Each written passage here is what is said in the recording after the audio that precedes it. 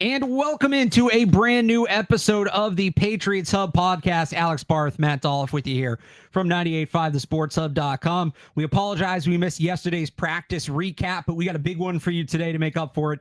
A full spring practice recap, the 3 OTA practices, the 2 minicamp practices, big picture takeaways here, Matt, as we come away from the spring. And I'm going to throw it back a little bit here to get us started. How do you feel about the Patriots coaching staff? And basically what I mean by that is this was our first chance to kind of see Mike Vrabel and this staff run practice, go about the operation, things like that. For those who don't remember, this is how we started every pod, I think like 3 weeks into the regular season last year. Oh, I was going to say, it started 3 weeks in, and then it went for the rest of the year. It kind of became this running joke that ultimately became a very pressing question. But it feels like an appropriate time to pick that conversation up again. Sure. How do you feel about this Patriots coaching staff after watching them operate for about a month? Well, it's certainly, an upgrade from last year, I would think. I would hope, right? Feels like it. Feels like it. Certainly defensively, not surprising. It's usually how it goes after minicamp, OTAs, before they even put the pads on, that the defense is ahead of the offense. But I would say it's less surprising considering we're talking about Mike Vrabel and Terrell Williams, a deep defensive coaching staff that seems like they have the talent and the scheme there. On the offensive side of the ball, it feels like the scheme is there. It feels like, when they run the team drills, it feels like there's a concept there. There's an idea behind what they're doing. Josh McDaniels feels like he has that part of it under control. But you wonder if they have the personnel to really pull it off. I think on defense, they do have the personnel to pull off what they're trying to accomplish.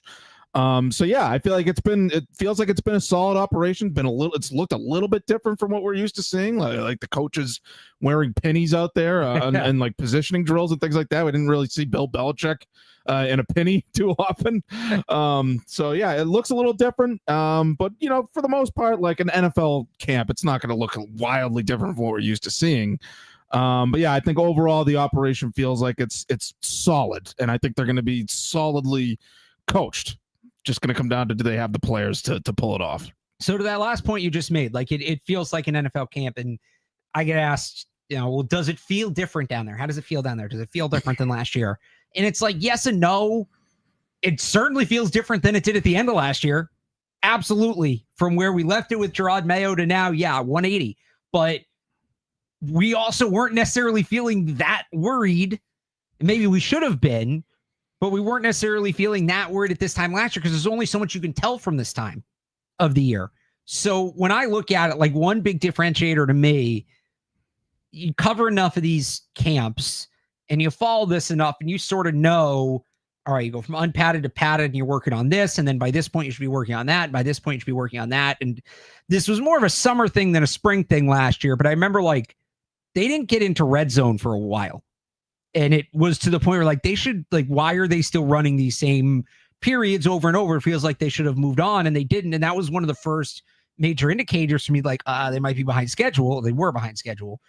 Whereas this year, they were able to just hammer red zone the 2 days of minicamp because of the work they put on in OTAs. So just staying on schedule in terms of the install and things like that.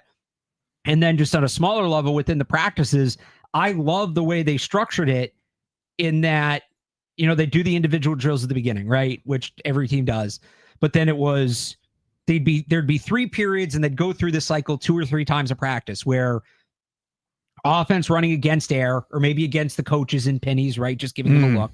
It'd be the offense against air in a walkthrough pace or the defense against air, right? In a walkthrough pace. Then it would be offense versus defense, but again, in that walkthrough pace.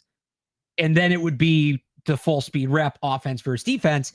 And it looked like they were running a lot of the same concepts between each 3. So it's okay. Here's what we want it to look like. Here's what we wanted to look like against the defense. Now let's run it. And by doing that, you clean things up in those walkthrough portions. So once you get going with it, right? Once you get humming, it's not as jerky, start, stop. We got to do this. We got to do that. They're just kind of able to run it. And all right, we tried to flush everything out when we were at the walkthrough pace. Now let's see how this looks. I really like that they were running practice that way. Yeah, that is a striking difference, I would say, now that you really laid it out the way you just did, is that in Bill Belichick's time, and Gerard Mayo was pretty much a continuation of the Bill Belichick way because that's pretty much all he knew. He would gear up and gear down a lot. there would be a lot of, team period followed by some light individual periods, and then they'd gear back up and down. And they did the third down and red zone stuff. Yeah. But with Vrabel, it feels like there is more of a logical progression, gradually ramping things up. And not that Bill Belichick did it illogically, but it feels like there's, a whole streamlined process where there's a process in place. They know the steps, and like they're sort of, working things in a way that makes sense, in an order that makes sense. And so it was I'm glad we saw them do the third down and red zone stuff in minicamp, because if they were still working on stuff that we saw in OTAs, like that would be a little bit of a concern to me. It's like, are these guys picking it up? There were maybe some signs that maybe they're moving a little fast, because we saw a couple of substitution issues on defense. There were a couple of plays on offense where Vrabel blew the whistle. Maybe they were slow coming out of the huddle. I think that was mostly yesterday, right? That wasn't necessarily a long-term thing. No, I'm just talking minicamp. Yeah, just the last 2 days. But like minicamp is when they started doing more of the red zone stuff and like the real, the real intense team drills. And so maybe procedurally there's some things they still need to work on, and maybe that they sort of ramped up a little fast. But that's what this time of year is for. Yeah. To work on that stuff.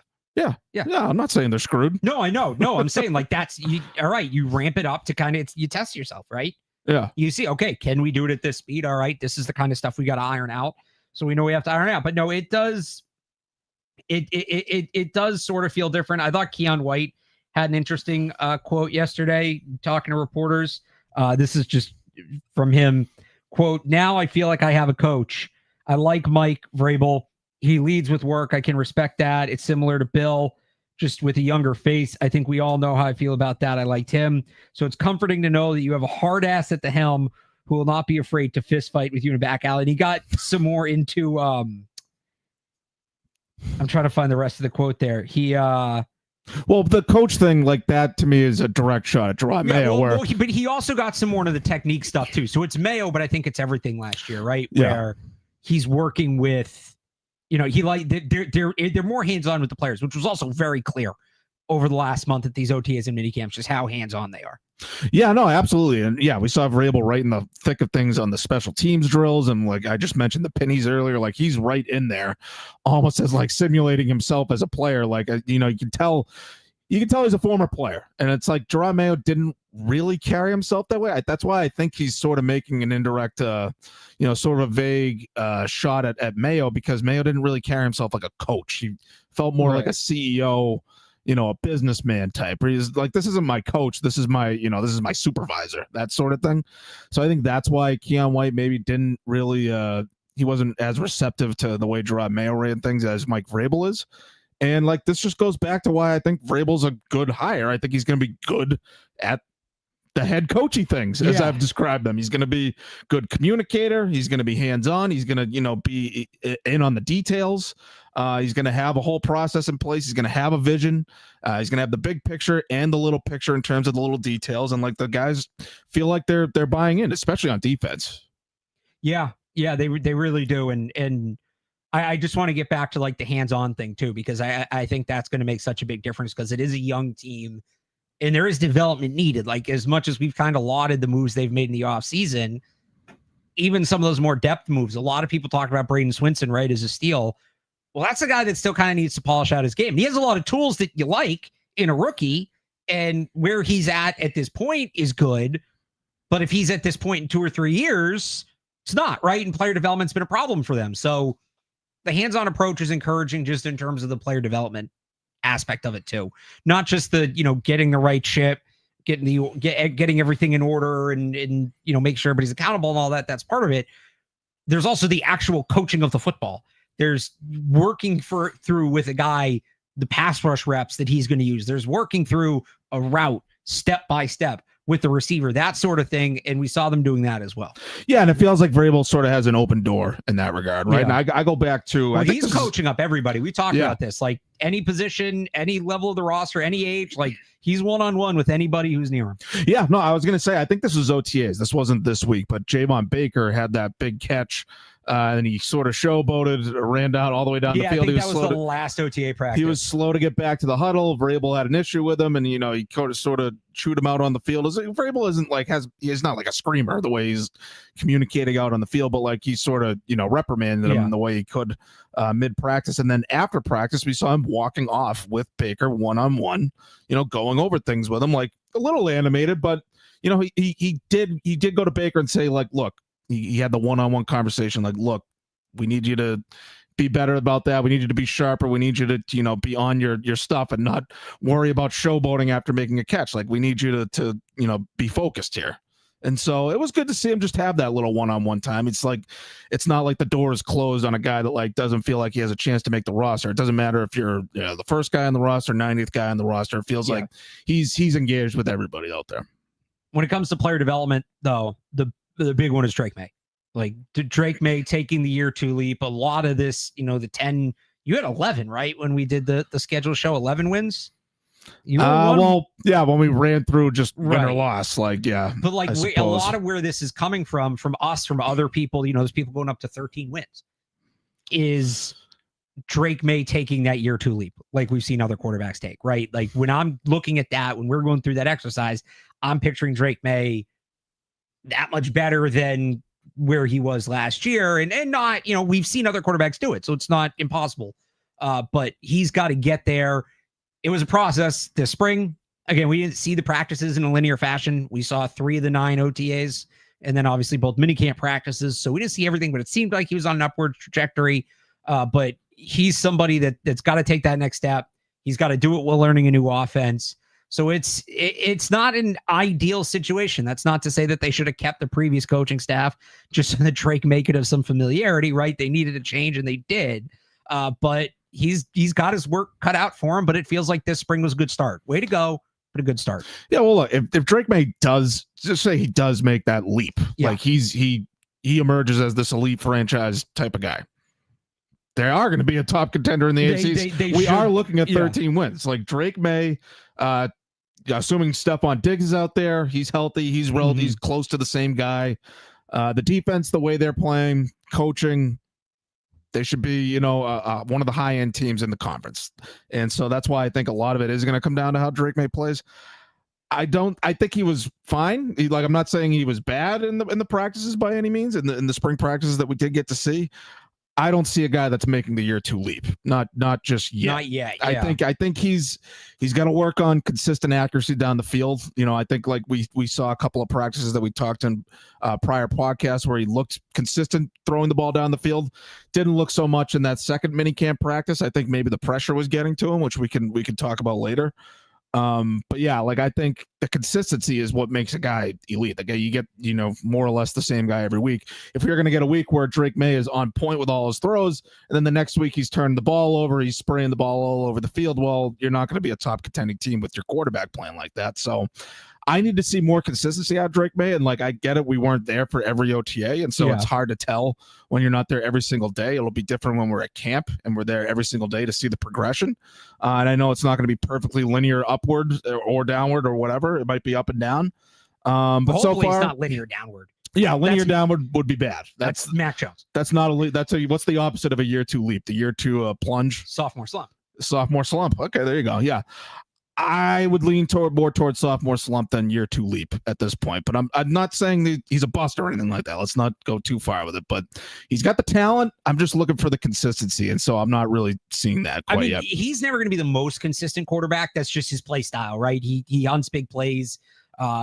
He's kind of boomer bust, and he's never going to be like Tom Brady or even, Mac Jones in 2021. Obviously Mac Jones isn't Tom Brady, but like, stylistically you're getting at it the same way, right? Well, can the playmaking be consistent? Can he like make big plays every week? And then maybe you're looking for. I would say maybe the turnovers will be erratic, but like the decision making and the turnovers will be sort of up and down. But can he make plays every week? Yeah, that's like what I'm saying for. is like measuring him by completion percentage is never going to make sense. He's not that kind of quarterback. But if he's completing 50% of his passes, but they're putting up 28 points a week, great. Like that's and I think that's more where you're looking. I had him, and this is a very elementary way of doing it. I guess I should go in order. The 5 practices we saw: F, C, A/C, or FC A+A-C, I guess is how I would go. Okay, yeah. So the 4 interceptions was the F. The 4 interceptions was the F. Yeah, going chronologically. And so yesterday was a C. I think that's fair. I thought he was fine. Like, the interception really was not his worst play. That was. I didn't love the decision. He just kind of heaved it up. I didn't love the decision, but like that it's a 50-50 ball. He knew there was a chance that pass was going to get picked. And he even said the day before he was going to test Christian Gonzalez, and I think he was just being cocky. The bigger thing, he short-armed a couple throws in the flat, and he was holding the ball a little bit. So yeah, and you never know. Maybe that play was designed like throw the ball up there and let Kyle Williams and Christian Gonzalez compete there. That maybe the coach is saying. Now, what I don't love is how many contested catch throws they were giving to Kyle Williams yesterday. And when I say I don't love it, fine, let the kid work on it in the spring. I'm not like against that in theory.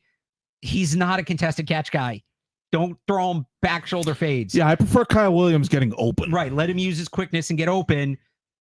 Run the routes with him that you should have been running with N'Keal Harry for all those years. And the routes N'Keal Harry was trying to run. Right. Let Kyle Williams run those. He can actually run the routes. Right. He actually doesn't have stone feet. So I didn't love that. But like, yeah, we'll get to Gonzalez and all that. But I just think with Maye, he's making progress. And it's going to be about him just like there's going to be rough points and not letting it get to him and remaining confident, because with quarterbacks like that, you have to play with confidence. When you're a gunslinger quarterback and you're not playing with confidence, it can get really ugly really quickly. Yeah. The one thing I'll say about Maye is he does feel like he's more decisive with the decisions he's making out there. It felt like he was getting more decisive as the spring went on. I wouldn't say he was decisive at the beginning. He feels more in command of what he wants to do. It's the execution that needs to be a little more consistent with him. But he can work on. That he can work on. Of course, you just get reps, right? But yeah, him with Josh McDaniels, it feels like they are sort of gelling in terms of what he's seeing, what Josh McDaniels is seeing, what they want to do. And it's just a matter of getting those reps in and getting more consistent execution. That's what I think the key is for him. Yeah, and I think it's going to help against a live rush too, because I think, and he wouldn't be alone in this. Quarterbacks have talked about this, like especially even in a padded practice where they can't hit you. Like in a non-padded practice, nobody's really rushing. You'll kind of take your time with it. Yeah. Versus even when they can't hit you, but it's a padded practice, it's like, oh, I can't make the offensive line look bad, right? I got to get rid of this ball. There's a lot of plays where it's like, you can give him the completion if you want, but it's like he held the ball for 8 seconds. Right. He's either you could do that with some of the interceptions. He's either going to get sacked or flushed out of the pocket on that play. You know what I mean? So Mike Vrabel yesterday kind of talked about in the red zone the way they want to do it, and the way he views it just around the league is because it all happens so quick down there. 1 read, 2 read, go. Yeah, and you really don't. They do it. Every quarterback does it a little bit. Like you really don't want to scramble in non-padded practices. No. But there are plays where you look at it and it's like, all right, he just kind of ate that. In a game, though, like there's a rush lane there because he has his legs as a factor. That's it. Like we're not seeing how his legs are going to factor in. And I think they're going to factor in more than they did last year where they refused to design run them. Right. So there's that element of it, too, that we just haven't seen. Whether it'll work, whether it won't work, I don't know. But we don't even know what it's going to look like. I think it will be there, but is it going to be design quarterback runs? Is it going to be read options? Are they going to build quarterback runs into RPOs? What's it going to look like when he scrambles? What are the directives there? And we won't really get into that till the preseason, but that's a huge element that we traditionally hear outside of that 1 year with Cam Newton when the team wasn't being picked apart as much because we all knew it was a rebuilding year. We've never really talked about that as an element of the quarterback game. Maybe people who covered Steve Grogan did way back, but that's completely different, right? It's there's a whole other side of him being a weapon, of Maye being a weapon that just they can't work on right now, or they can, but like in a very limited sense. Yeah, and we saw one play yesterday that I think you and I and Lazar all agreed that was a designed run that they ran with Drake like Maye, right? But yeah, like you said, it's hard to really figure out how that play is going to look and how Drake Maye is going to feel running those plays without a guy actually trying to hit him and tackle him. And so that might be something that we have to wait until padded practices, preseason. I mean, not even training camp really, because you can't hit the quarterback anyway. Right. But yeah, preseason, like that might be our first test for how he's going to look when he's carrying the ball. There were a few plays where he just tucked the ball and ran out of bounds, and because there was nothing downfield, and like it feels like maybe nobody was open. Maybe that was the right decision. Maybe the coaches look at him and say, okay, I'm glad you actually held the ball there instead of forcing it. So it's really hard to tell. It's a little early, in terms of the non-padded practices and what the quarterback's seeing and the plays they're trying to run and the things they're trying to get out of those drills. And so that's sort of hard to tell, but I was happy to see a designed quarterback run. So I'm glad that they are going to try to work that in. You want to do Diggs or the offensive line first? Well, we can get Diggs out of the way. All right. What'd you think of Stefon Diggs? First impressions. I mean, he looks like he's going to be ready week 1, right? And I know there's still the questions about, is he going to pass the physical and all that? Based on the reporting about that, the people that the national reporters that have dug in on it, it sounds like he's going to pass the physical. It's really just it's a formality at this point, and maybe they're waiting to see if there's another boat incident or something like that. I know they're not going to cut him over the boat thing. But what if something else comes up? What if something worse happens? I go back to when they had Antonio Brown. He only lasted 11 days here. And, I don't think they were expecting that whole thing that happened. I forget exactly what happened. He went on some kind of tirade, sending menacing text to someone. Yeah, there was social media. There was a real legal. That was different. There was an actual just harassment or something. That's what I'm saying. But what if something like that comes up? And I'm not saying that's going to happen. Stefon Diggs feels like he has more of a head on his shoulders than Antonio Brown. Yeah. At that point in his career. But I'm just saying maybe they're holding out as long as they can with that. But I feel like once it comes time to do the physical, he's going to pass the physical, and he looks good out there from what we've seen. And he took part in a couple of team drills, lighter drills, they weren't competitive physical. It was more of a walkthrough type thing, but they are starting to work him in there. He caught a couple of balls from Maye, and so it feels like he will be ready for week 1 as long as stays on the tracks and everything goes smoothly off the field. As long as that stays true, I think he's going to be ready to go.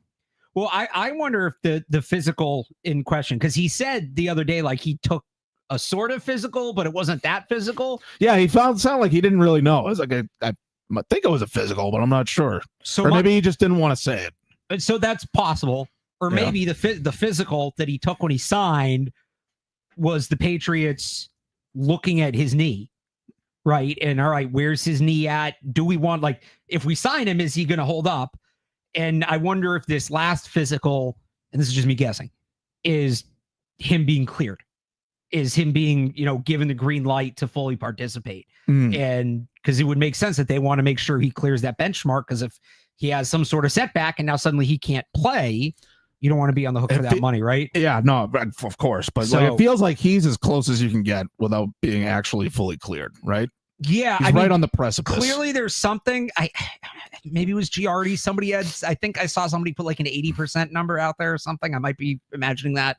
But it didn't feel so ridiculous. Is he cleared at the start of camp? I don't know. Maybe he should be cleared by week 1, just looking at him. It feels like that. I know I was on with Evan Lazar earlier. He pointed out that maybe the muscle isn't fully back in that leg yet. His 2 legs look different.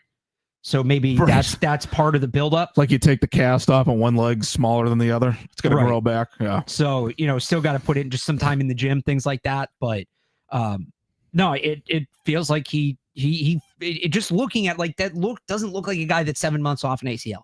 He looks much further ahead of that. So I'm encouraged he's ready for week 1. If he isn't full go the first week of camp, whatever, that's not really going to bother me, as long as he's ready to go week 1. But it's going to be interesting to see what happens, because the wide receiver room as a whole, it's a crowded room. I'll have my first roster projection up tomorrow. A little spoiler alert. I have 7 receivers. Felger yelled at me the other day for suggesting they might even keep 6. Stop! But first of all, there's so much uncertainty at that position across the board. There's other positions where they don't need to keep as much depth. Do I think they're going to keep 7 for all 17 games? No. But that's something that can maybe sort itself out over the course of the year. So I'm not sure I don't know about 7 receivers, but this is where I think it's a bit of a misconception about this group, Barth, is that it's not like they're all bums. These guys could all make an NFL roster. If they cut Keyshawn, most of them.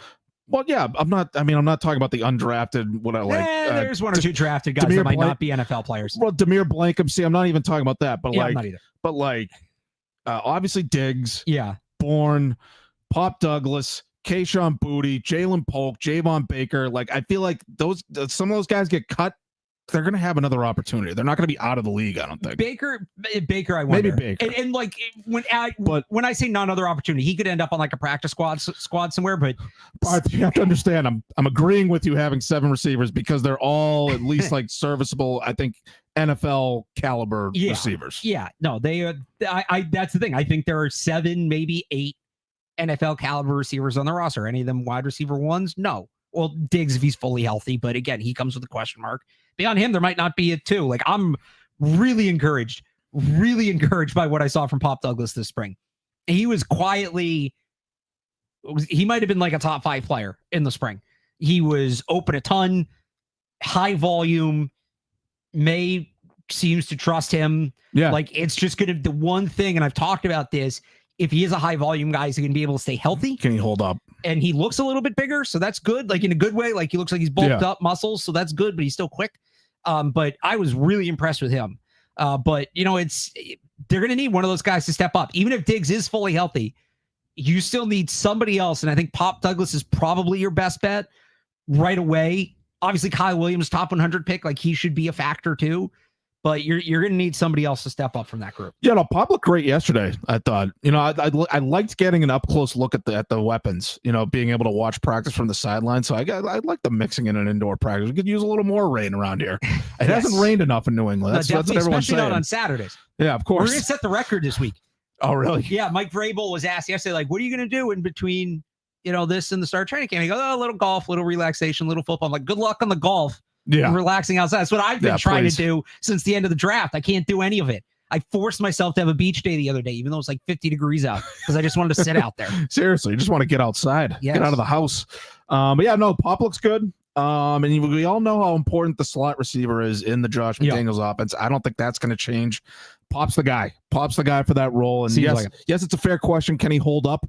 But that is why, you know, that maybe mix in other guys to play the slot. We know that, you know, Diggs has been used in the slot a little bit recent years. Jalen Polk is capable. I'm getting to it, Barthy.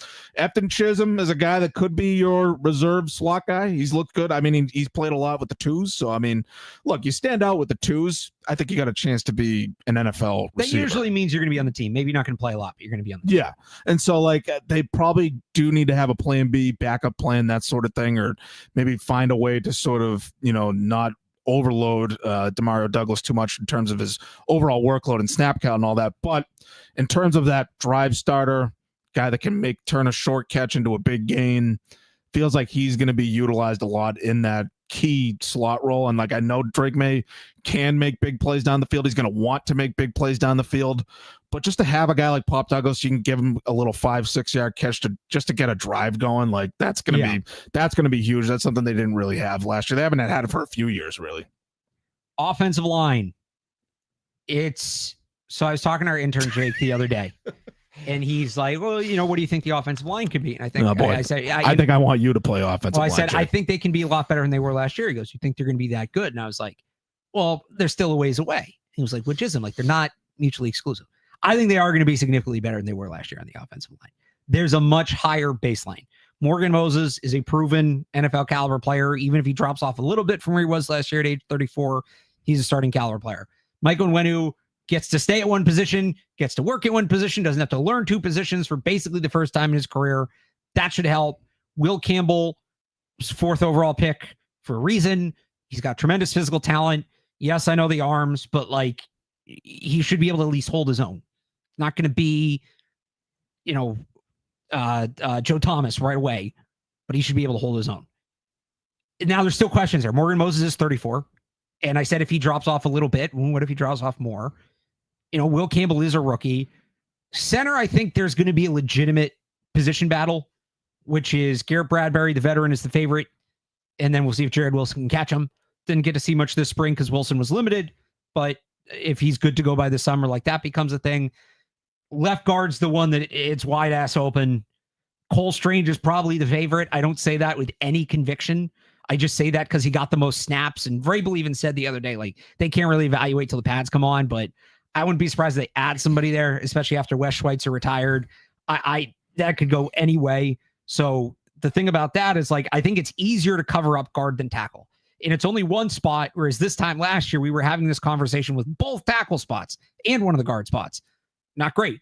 But there's a chance if it's Will Campbell at left tackle and Jared Wilson at center, that spot's between two rookies.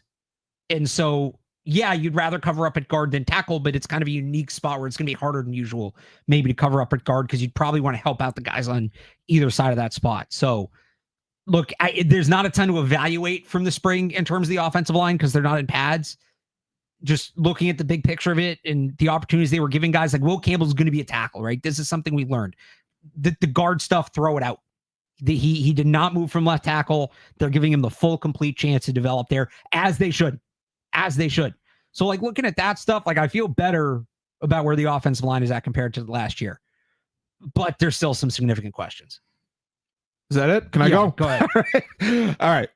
Look, I know it's hard to evaluate non-padded practices. I go by Mike Vrabel. He says, well, I'm not even evaluating these guys really until we get the pads on. They're just doing basic installs, all that.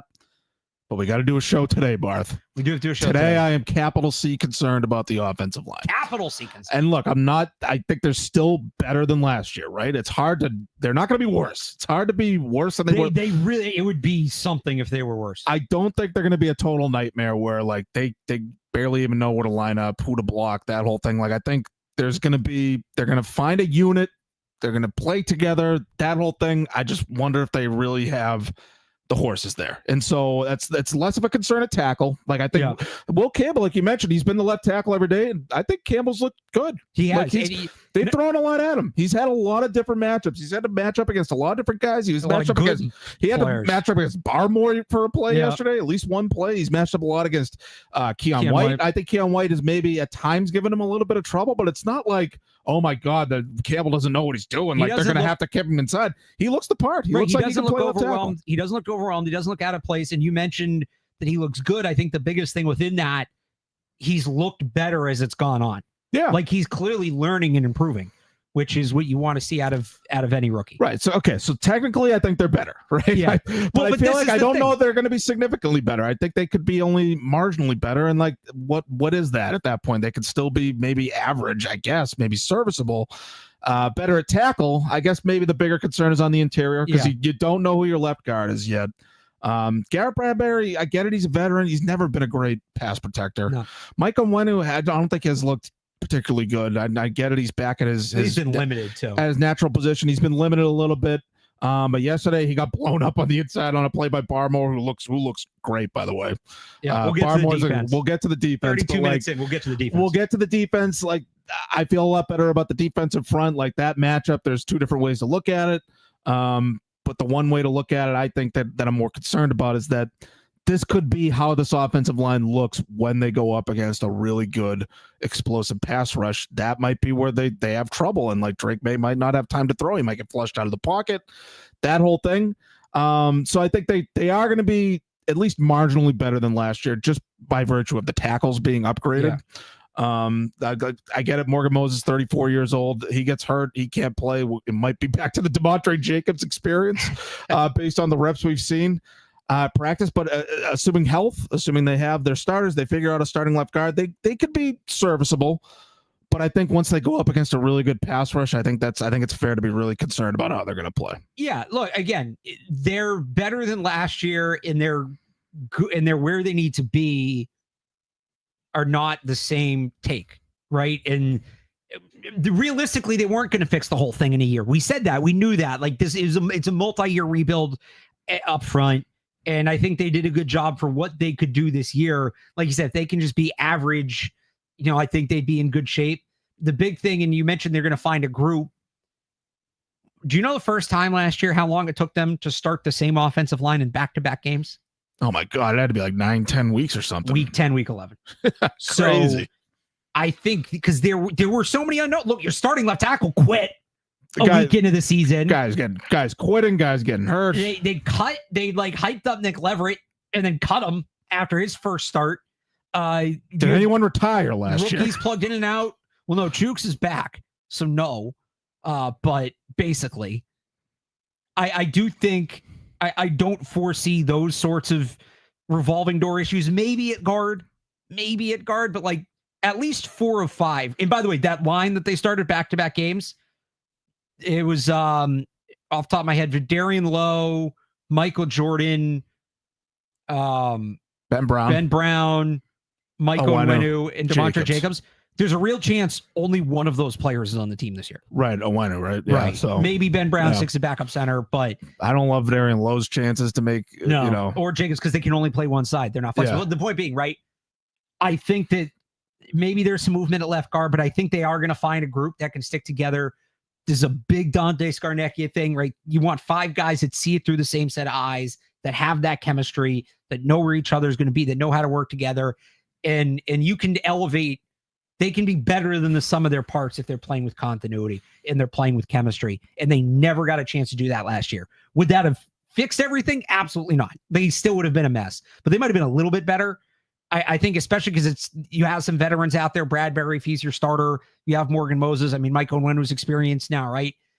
I do think that if they can get that line set early, ideally in camp, right, and let them work through the preseason, that raises the ceiling because, okay, now you have a group that's working together, which we may forget how much that can help because it's basically been 2 years since we've seen a consistent offensive line here in New England. So that's what I'm really looking forward to with this group.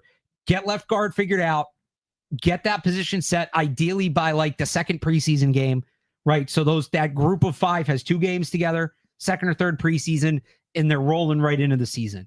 If you can do that and have a consistent 5, and obviously people need to stay healthy to do this, which I get is a given. Yeah. But like if they can do that, I'm going to feel a lot better because the continuity is a major tool, and it's a tool they didn't have last year. Well, I'll say this about Garrett Bradbury. He can snap the football. Remember that last year, snapping the football was a legitimate concern. That. It was like everybody. They couldn't find a center that could even snap the football. And so Bradbury can at least do that, so I'll give him that. That should be an upgrade. About that. But you mentioned the injury. City So was the starting was a starting guard throughout most of camp, and then he got injured about 2 weeks before the season. And so I think it was the last preseason game, that right? sort of that Washington game. It was very late, and so like that sort of threw a wrench into things. And so you got to hope for health. Obviously, that's always a thing. But yeah, if they can find a group that can gel and they have their 5 and they stick with it from week 1 and they stick with it, that alone could be an upgrade. And like it's worth mentioning that Doug Marrone is probably the best O-line coach they've had since Dante Scarnecchia. Yeah. So like that's obviously a very experienced, accomplished offensive line coach, and it's a far cry from Matt Patricia, yes. And even like Adrian Clem, and I don't even remember who their offensive line coach was last year. Felger Maz, as funny Scott as Peters? Felger and Maz earlier, they forgot about it. Was Scott Peters? I actually think Scott Peters wasn't a bad coach. I think he did an okay job. He didn't have the personnel. He had nobody to work with. The fact that he got as much as he did out of that group, I thought was impressive. So I won't throw Scott Peters, but yeah, prior to Scott Peters, it was a mess. And I mean, Peters a good coach. Marrone's an upgrade. Marrone is absolutely an upgrade, and that should help as well. All right, 37 minutes in. Let's get to the defense, and let's get to the best player on the field in the spring. It really shouldn't be a surprise. He was an All-Pro last year. Christian Gonzalez was unbelievable. I mean, he's everywhere. He's moving really well. He's tracking the ball well. Remember, this is his first full NFL offseason because he was a rookie, and then last year he was rehabbing after the season-ending injury. So he clearly put the work in. It shows. What's the jump for Christian Gonzalez? He's already an All-Pro. Right, there already is the discussion of, is he one of the best corners in the game? Is he one of the 5 best corners in football? What's the jump from that? Is he the best corner in football? And, the line set there, it's Pat Surtain, somebody who he's talked about, who he's studied. Am I telling you he's going to be better than Pat Surtain based off a couple spring practices? No. But, like, he looks like he's going to go to another level, and another level starts to put him in that conversation. Absolutely. Yeah. No, he was second team All-Pro, right? Because Surtain was first team. Is it only one cornerback that gets first team? Surtain and who else? Who was the other guy? I think it was Stingley. Derek, I think that's right. Yeah. No, he should definitely be in that first team All-Pro conversation. He could be in the conversation for best corner in the league. Like Surtain, great player. Derek Stingley, great player. Both high drafted guys. But I don't think they're necessarily like slam dunks to be, the best cornerback in the league. I think Christian Gonzalez should be in that conversation. And you mentioned it, like, obviously his rookie season was cut short, had that whole recovery. And so like his last year's offseason was a little wonky for him. Now he has a full offseason. He's got a better coach to work with, Mike Vrabel. And so I think he's being turned loose a little bit. It feels like he's making more plays on the ball. And I already know him as a guy that can sort of mirror a receiver and sort of, blanket him coverage wise. And so I think he's got a chance to be in that first team All-Pro best corner in the league conversation. He probably does have to rack up a few interceptions, like unless you're talking like 2009 Darrell Revis level unless he's coverage. The greatest corner of all time. Unless you're talking about that level of coverage where like you don't need to make any interceptions to be the best corner in the league, but like I think he's got to make some plays, but he's been making plays in camp. That was a great play yesterday to reel in that catch with one hand. And so like that's not an easy play for a cornerback to make. And so yeah, he looks great, and like we all know how important that elite coverage corner can be in any defense. And so like if the pass rush is as good as I think they can be, and then you got Gonzalez, wiping out the number one receiver on the back end, like this defense got a chance to be really good. So real quick, last year was Surtain and Stingley first team, McDuffie and Gonzalez were second McDuffie, team. So that's the guy. So yeah. But I mean, if we're just talking boundary corner, McDuffie kind of moves around. Like it's those three pretty clearly. You mentioned the pass rush and the on-ball production. So it's the pass rush is going to help. And then Carlton Davis, who looked good, is going to help because it's not just going to be default. We can't throw at Gonzalez because Carlton Davis isn't exactly a scrub. Like that guy's a top 20 corner in football on the other side. And then Marcus Jones in the slot is a good player. And we might see them try some bigger slot corners. Alex Austin, maybe they go after Jalen Ramsey if he gets cut. But like, now that would be something. But, I don't love Ramsey at this point, but go on. Well, but if you move him into the slot, I guess maybe, yeah. Where you don't have to rely on that long speed and it's more quickness and instincts. A lot of guys have had successful second half of their careers by either moving into the slot or moving to safety. I'm just saying. I don't like him as I don't like the personality. All right. Yeah. Well, that doesn't change. Right. As sometimes it does. But no, like Gonzalez is going to have more opportunities, I think, to make plays on the football.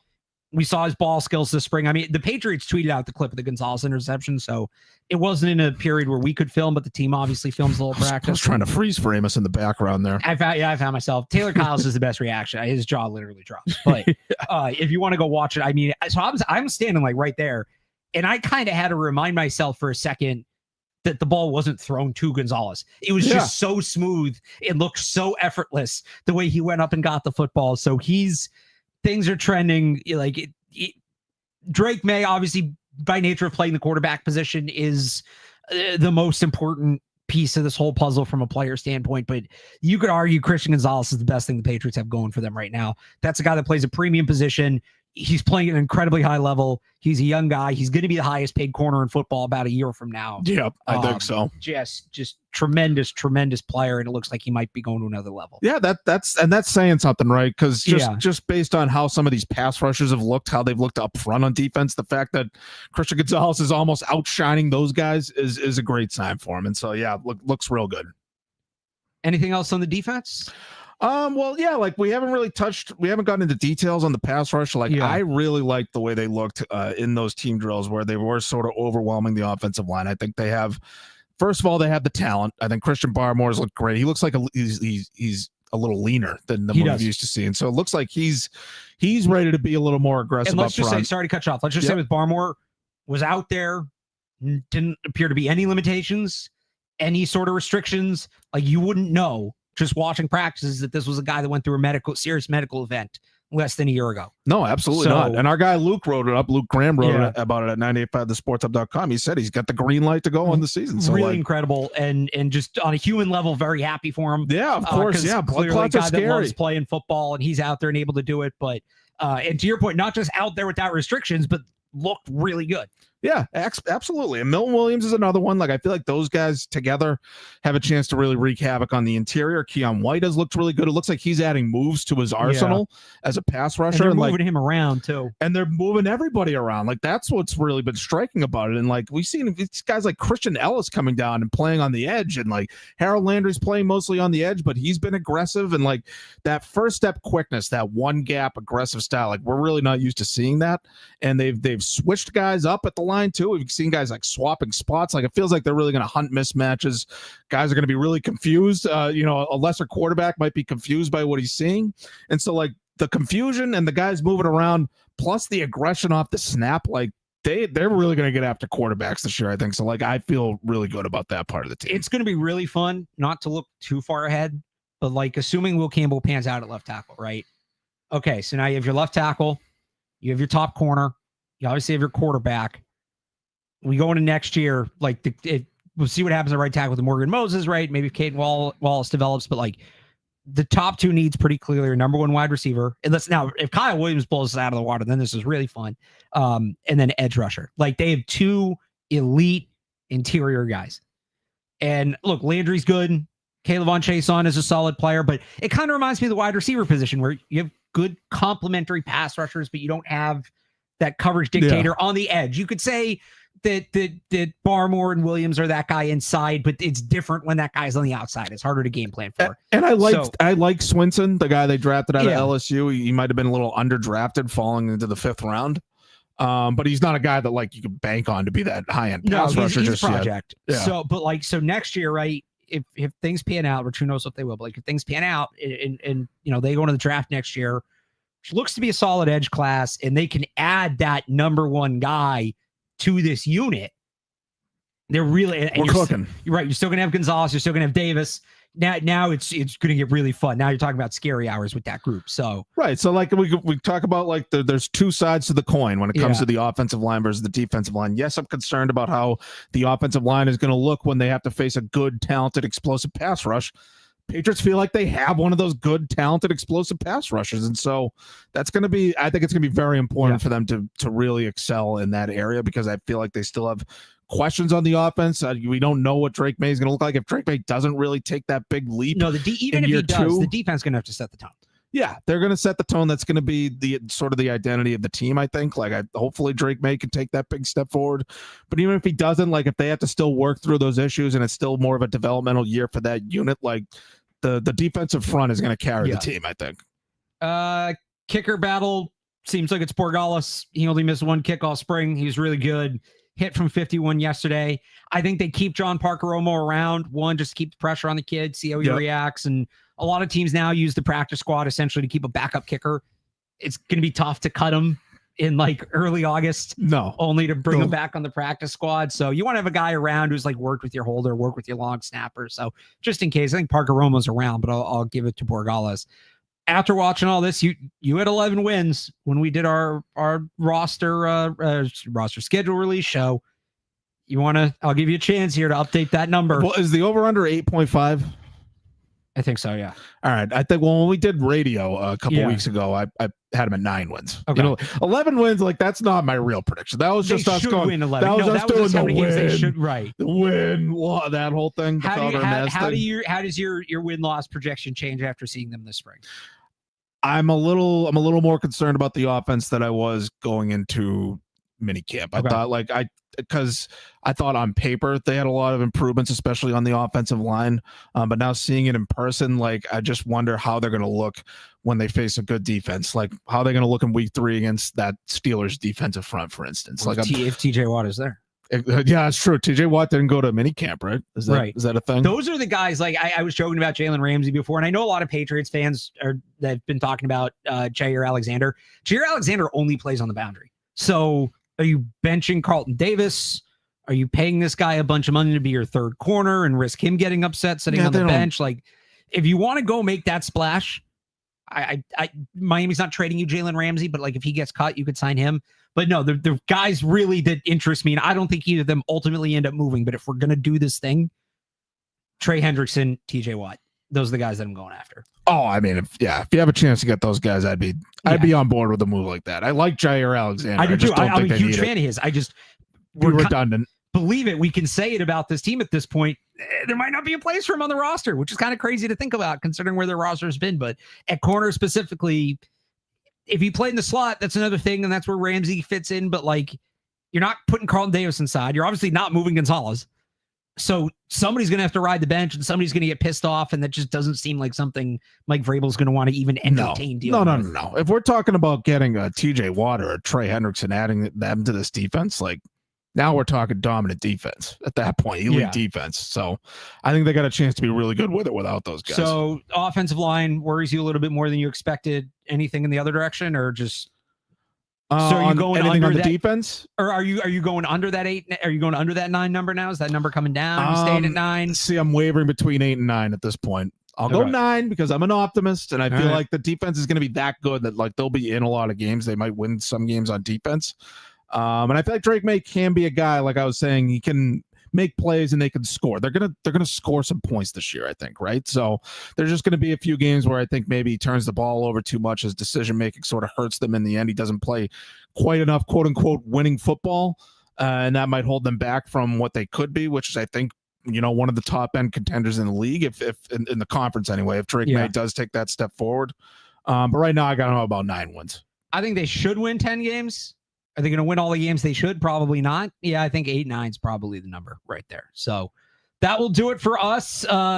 Almost solid hour, Dolloff. Good job. There we go. Of the Patriots Hub Podcast. Well, this is it until training camp. We had to milk it. We had to get as much out of it as we can because we are now in the dead period. I'm not sure what we're going to be able to talk about over the next month or so. I might have to take a quick breather. We'll figure it out. We'll do shows as necessary. Maybe they make one of those moves. Maybe they go get a Trey Hendrickson or a TJ Watt. Well, that would require a show. Yes. That will be an emergency show. But yeah, we got to get out on the golf course and maybe think. Maybe we'll free our mind and think of some ideas. If we can get a day to golf and it doesn't rain, and the only nice days are the days where I'm recording 3 podcasts. This has been like the last 3 or 4 nice days.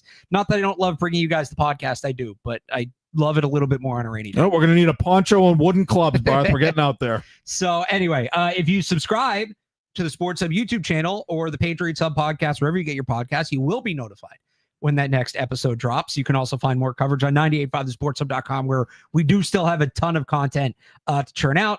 Matt just put up a notebook, just kind of leftover stuff from the spring.